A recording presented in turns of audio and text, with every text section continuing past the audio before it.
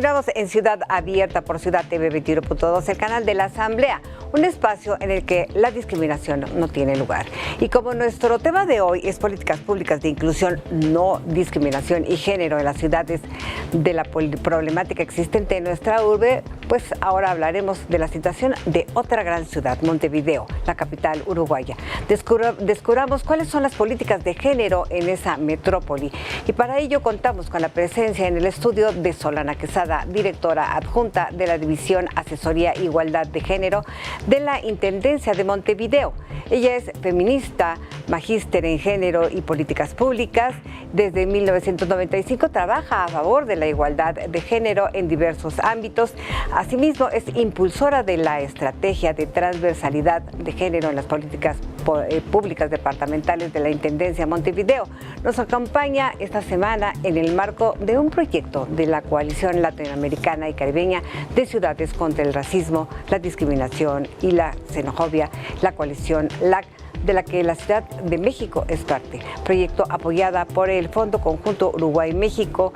Pero antes de ir con nuestra invitada y con Jacqueline Loaz, lo invito a ver el siguiente video acerca de los roles que nos marcan desde que somos pequeños. Vamos a verlo.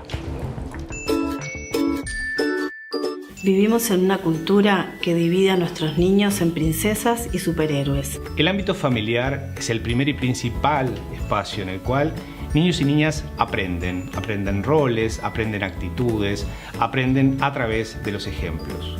Si sos varón, tenés que usar determinada ropa, no podés usar algunos colores porque son de nena. Si una mamá o una cuidadora primaria dice, decile a tu padre que me saque la basura, si cuando terminan de almorzar se espera que sea la niña la que se ponga inquieta en términos de levantar los platos de la mesa, si cuando hay un frasco que está muy apretado se dice, por favor, un hombre que venga a abrir esto, estamos enseñando con la actitud. Los varones tienen que estar siempre demostrando su fuerza, su valentía. Tenemos que dejar de educar a nuestros hijos e hijas en esos estereotipos de género que los limitan. Estamos enseñando con el ejemplo y estamos instalando unos estereotipos de género que evidentemente van separando de forma muy radical distintos roles y distintas posibilidades que estos niños y estas niñas van a tener en el futuro para explorar diferentes posibilidades de poder ser y estar en este mundo. Educar a nuestros hijos e hijas libres de estereotipos es una manera de prevenir la violencia.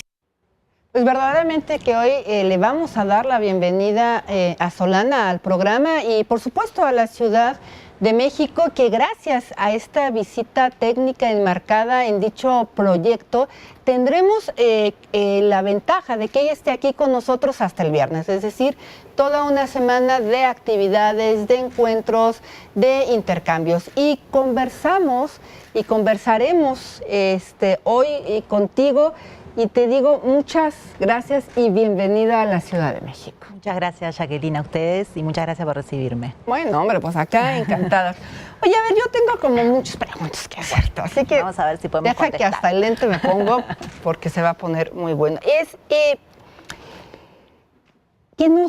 nos platiques sobre este contexto que tiene Montevideo en los antecedentes de la transversalización de igualdad de género y el empoderamiento de las mujeres en Montevideo.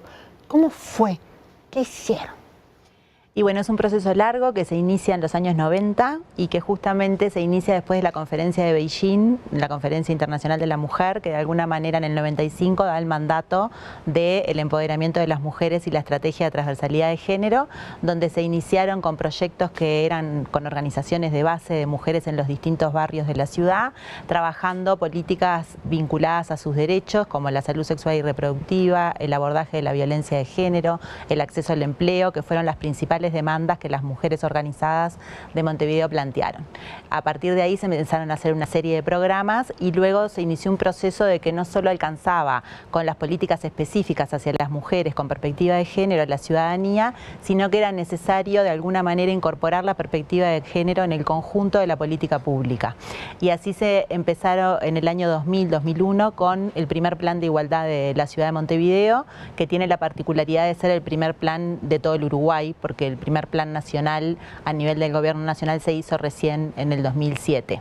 Entonces, Montevideo tiene una trayectoria de desarrollo de experiencias innovadoras y pioneras en materia de igualdad de género, y actualmente estamos en el tercer plan de igualdad formulando la política de poder incorporar la perspectiva de género a las distintas políticas, a la política de cultura, a la política de movilidad, a la política de acondicionamiento urbano y también a la política interna de cómo se organiza el funcionamiento de la intendencia, del gobierno, el funcionariado, etcétera. En este ejercicio, ¿cuál ha sido el mayor reto? ¿Verdad? El mayor reto es esto de poder alinear y convencer que la igualdad de género hace la democracia, que no hay una desigualdad más importante que otra, ponernos de acuerdo en qué es esto del género, donde hay a veces distintas interpretaciones y muchas resistencias, y que no sea algo que esté de moda, sino que se haga convencido de que incorporar la perspectiva de género a la política pública genera más igualdad para toda la ciudadanía y mejores condiciones. Creo que el principal reto ha sido tener una política sostenida, que además ha sido evaluada y que de alguna manera se van incorporando los aprendizajes a la nueva generación de nuevas políticas. Sin duda, Montevideo ha sido ejemplo para muchas ciudades y para nosotras lo ha sido también. Para quienes nos ven el día de hoy, ¿cómo les explicarías qué es esto de la perspectiva de género? La perspectiva de género es como nosotros le decimos, como ponernos los lentes de género, o sea, poder mirar lo que miramos siempre, pero tratando de analizar si eso que pasa, si eso que sucede, si eso que hacemos afecta de manera distinta a hombres y mujeres.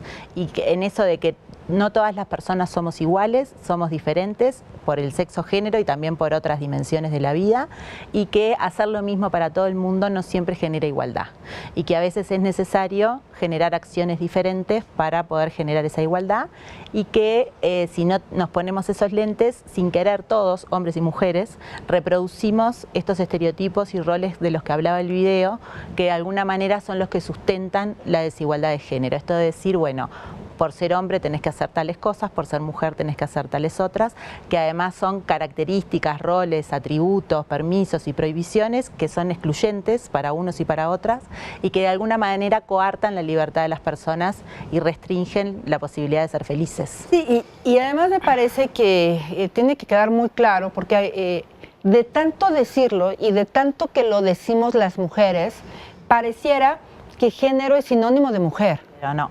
Y no es así, y eso tiene que quedarnos muy claro. Cuando hablamos de perspectiva de género, hablamos de esto que tú dices, el rol de los hombres, el rol de las mujeres, en un contexto que nos ha terminado amarrando y además definiendo y además limitando y además discriminando, ¿no? Y en ese sentido, a mí me parece muy interesante lo que ustedes han hecho. Es decir, ¿cómo lograron pasar de esta, más bien, de estar en una mirada de mujer, ¿no? Como se hace desde muchos espacios, a esta división que ahora se tiene en la asesoría de igualdad de género y no solo de mujeres, es decir, esta mirada amplia de lo que es el género? Y eso también acompaña un poco cómo se ha incorporado el género en la política pública. Se empezó por la mujer, aparte en singular, después se logró pasar a entender que no había una mujer, sino que había una multiplicidad de mujeres con necesidades también distintas y específicas. Y esto de que el género es relacional, que los mandatos de género también afectan a los varones, afectan al conjunto de las mujeres, pero aquellos hombres que no son el hombre fuerte, el hombre decidido, que no son heterosexuales, que se dedican al cuidado de sus hijos, que son sensibles, que se dedican al ejercicio de la paternidad, o los niños que no les gusta jugar al fútbol, de alguna manera sufren cotidianamente también los mandatos de género, y que de alguna forma todos nos tenemos que correr del lugar para poder generar una sociedad más justa y más igualitaria. Y bueno, y ese pasaje fue un pasaje difícil porque hubo resistencias y cuestionamientos al cambio de nombre, pero el cambio de nombre implica eso, implica concientizar y dar cuenta de que las políticas que hacemos son para hombres y mujeres, son a su vez para la diversidad que implica la identidad sexogenérica, que no necesariamente es binaria entre un hombre y una mujer, y que a su vez el nombre de igualdad de género tiene que ver con el sentido del cambio, ¿no? Que no es un género, porque la perspectiva de género puede tener muchas intencionalidades, y esta es una perspectiva de género transformadora que lo que pretende es lograr igualdad, y que a veces también se confunde la igualdad con la identicidad, claro, y sin embargo estamos hablando del principio de igualdad, planteando que todas las personas tenemos el mismo valor humano por el solo hecho de ser personas, que la igualdad respeta, valora y celebra la diferencia, y que para que haya igualdad no puede haber discriminación. Entonces, un poco, a su vez, el cambio no solamente fue un cambio nominativo, sino que fue un cambio de jerarquización del mecanismo de género, donde pasamos a ubicarnos en Secretaría General, siendo un organismo asesor del intendente y su gabinete, participando con más plenitud de la toma de decisiones también.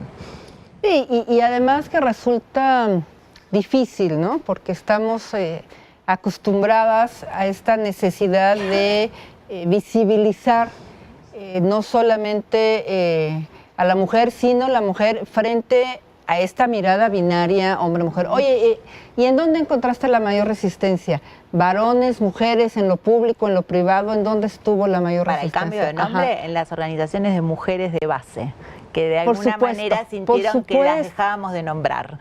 Claro. Y sintieron un retroceso y no comprendieron mucho el cambio. No te me vayas, no se nos va, pero vamos a un corte y regresamos con Solana.